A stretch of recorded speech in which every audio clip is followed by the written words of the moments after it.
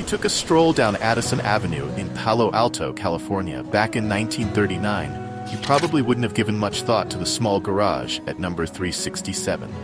But that modest, one-car garage would soon become the birthplace of something extraordinary.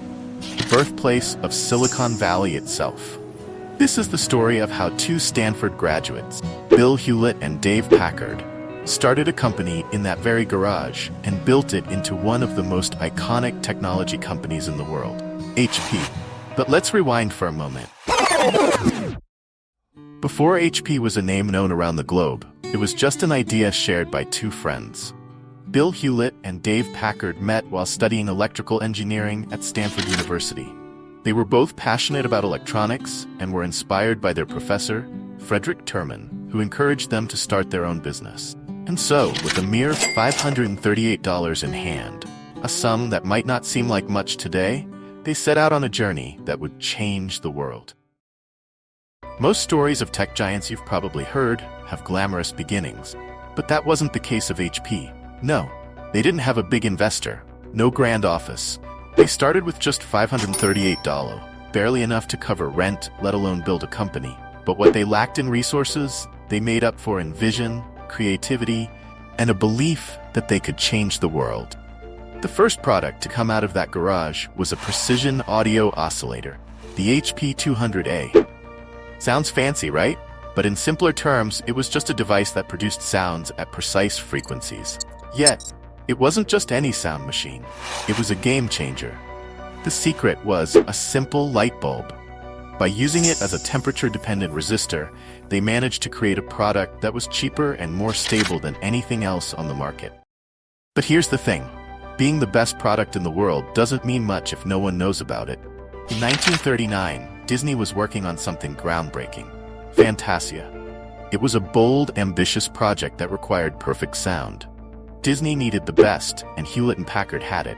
He bought 8 of HP's 200B oscillators to ensure that the audio quality in Fantasia was top-notch. This wasn't just a sale. It was HP's big break. You see, that one deal with Disney wasn't just about money. It was the validation HP needed. It was the moment when Bill and Dave realized that they could play in the big leagues. So, on July 2nd, 1939, they formally established the Hewlett-Packard Company. What started in a garage was now a real company. But the garage was more than just a workspace. It became a symbol, a birthplace of ideas that would one day turn Silicon Valley into the tech mecca of the world.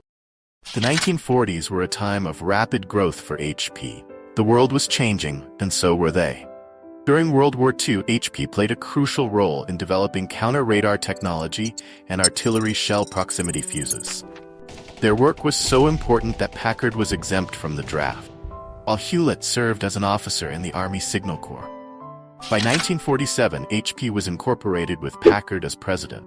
The company grew steadily, employing 200 people and earning $5.5 million by 1951. They were no longer just the guys in a garage. They were pioneers in electronics, producing a range of products from audio oscillators to wave analyzers.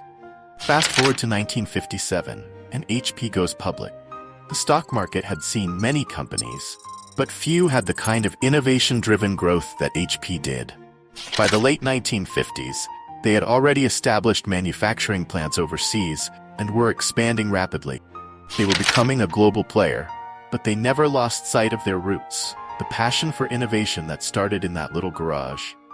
So the next time you use an HP product, whether it's a printer, a computer, or something else, remember that it all started in a garage where two young men believed that they could make a difference. And they did. Thanks for sticking around. I will see you in the next one. Cheers.